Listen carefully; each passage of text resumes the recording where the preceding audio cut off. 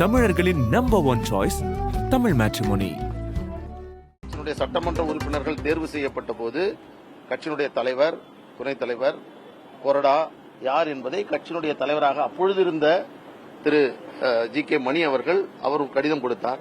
இப்பொழுது தேர்தல் ஆணையத்தால் அங்கீகரிக்கப்பட்டு கட்சியினுடைய தலைவராக இருந்திருக்கக்கூடிய மரியாதைக்குரிய மருத்துவர் அன்புமணி ராமதாஸ் அவர்கள் இப்பொழுது கடிதத்தை கொடுத்திருக்கிறார்.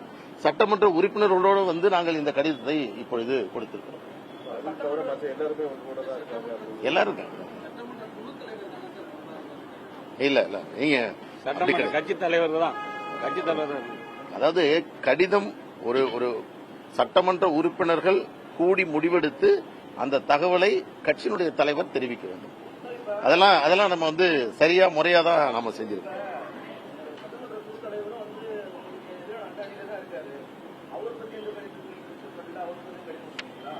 அதாவது கட்சியினுடைய நற்பெயருக்கு களங்கம் விளைவிக்கக்கூடிய வகையில் ஒரு நபர் செயல்படுகிறார் என்று சொன்னால் அவர் மீது நடவடிக்கை மேற்கொள்ளப்பட வேண்டும்.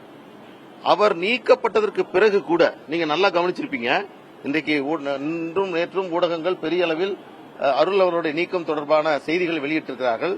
அவர் எவ்வாறு பொது தளத்தில் நடந்து கொண்டார், எத்தகைய செய்திகளை ஒரு கட்சியினுடைய தலைவர் மீதே ஒரு கருத்தை, ஒரு அபாண்டமான கருத்தை, அவதூறான கருத்தை, அவர் நற்பெயருக்கு களங்கம் விளைவிக்கக்கூடிய செய்தியை அவர் கூறினார். ஒரு முறை அல்ல, 2-3 முறை தெரிவித்தார் என்ற அடிப்படையில் தான் இந்த நடவடிக்கையை நாங்கள் மேற்கொண்டோம்.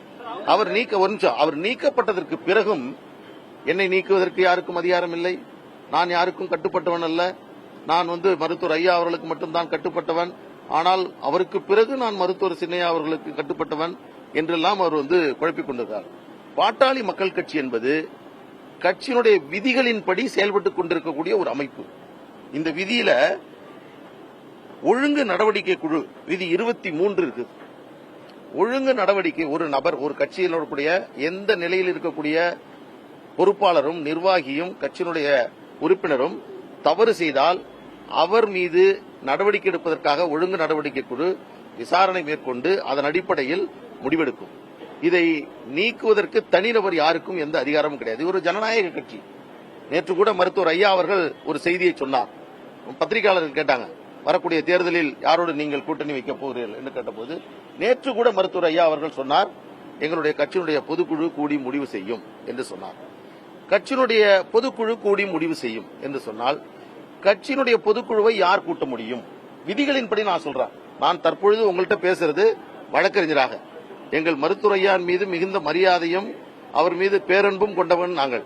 எங்களுக்கு அதில் எந்த மாற்று கருத்தும் இல்லை. ஆனால் உங்களுக்கு ஒரு சட்ட விளக்கத்தை, ஒரு தெளிவை உங்களுக்கு நான் ஏற்படுத்த வேண்டும். பத்திரிகையாளர்கள் பலர் மீண்டும் மீண்டும் இந்த கேள்வியை கேட்டுக் கொண்டிருக்கிறார்கள். அவர்தான் கட்சியை நிறுவனர், அவருக்கு இல்லாத அதிகாரமா என்று. ஆனால் இது 1995ஆம் ஆண்டு 89இல் விதி உருவாக்கப்பட்டு பிறகு 95இல் மீண்டும் திருத்தப்பட்டு அதன் அடிப்படையில் தான் இன்றைக்கு பாட்டாளி மக்கள் கட்சி செயல்பட்டுக் கொண்டிருக்கிறது. இது ஒரு ஜனநாயக அமைப்பு. இங்கே பொதுக்குழுதான் பிரதானமானது. பொதுக்குழுவை யார் கூட்ட முடியும், பொதுக்குழுவை கூட்டுவதற்கு என்ன வழிமுறைகள் என்பதை தெளிவாக சொல்கிறது. விதிகளின்படி பொதுக்குழுவை தேர்தல் ஆணையத்தால் அங்கீகரிக்கப்பட்ட கட்சியினுடைய தலைவர், இப்பொழுது மருத்துவர் அன்புமணி ராமதாஸ் அவர்களும், கட்சியினுடைய பொதுச் செயலாளராக இருக்கக்கூடிய வடிவேல் ராமநாதன் அவர்களும், இவர்கள்தான் கட்சியினுடைய பொதுக்குழுவை நடத்த முடியும், கூட்ட முடியும். இதுதான் விதி. இதில் கட்சியினுடைய நிறுவனருக்கு என்ன, அவருடைய நிலை என்ன என்பதையும் இந்த எங்களுடைய அந்த பைலா தெளிவாக சொல்லுகிறது. அவரை பொறுத்தவரையில் கட்சியினுடைய பொதுக்குழு, செயற்குழு, உயர்மட்ட குழுவுக்கு அவர் அழைக்கப்பட்டு அவருடைய வழிகாட்டுதலின்படி முடிவுகள் மேற்கொள்ளப்பட வேண்டும். இதுதான் இன்றைக்கு இருக்கக்கூடிய நிலைமை. இதன் காரணமாக பாட்டாளி மக்கள் கட்சி தற்பொழுது 2026ஆம் ஆண்டு ஜூன் மாதம் வரை மருத்துவர் அன்புமணி ராமதாஸ் அவர்கள் தலைவராக தொடர்வதற்கான அங்கீகாரம் என்பது தேர்தல் ஆணையத்தால் வழங்கப்பட்டிருக்கிறது. இந்த பொதுக்குழுவை கூட்டுவது என்பது அன்புமணி ராமதாஸ் அவர்கள் தான் கூட்ட வேண்டும். அந்த பொதுக்குழுவில் எடுக்கக்கூடிய முடிவுகள், நடவடிக்கைகளின் அடிப்படையில் தான் எந்த முடிவையும் கட்சி மேற்கொள்ளும். அதுதான் சட்டப்படி ஏற்புடையது.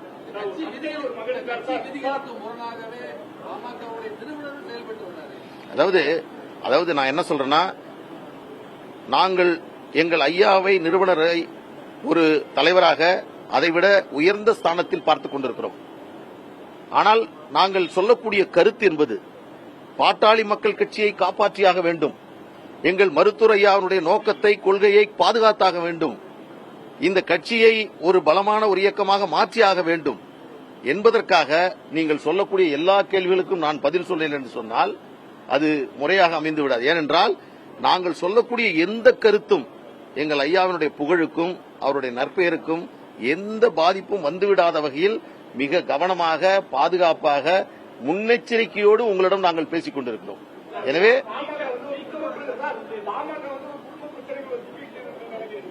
அதாவது எங்கள் கட்சியினுடைய சமீப காலத்தில் நடந்த நிகழ்வுகள் தொடர்பாக எத்தனையோ ஆக்கப்பூர்வமான இயக்க செயல்களை பாட்டாளி மக்கள் கட்சி செய்திருக்கிறது.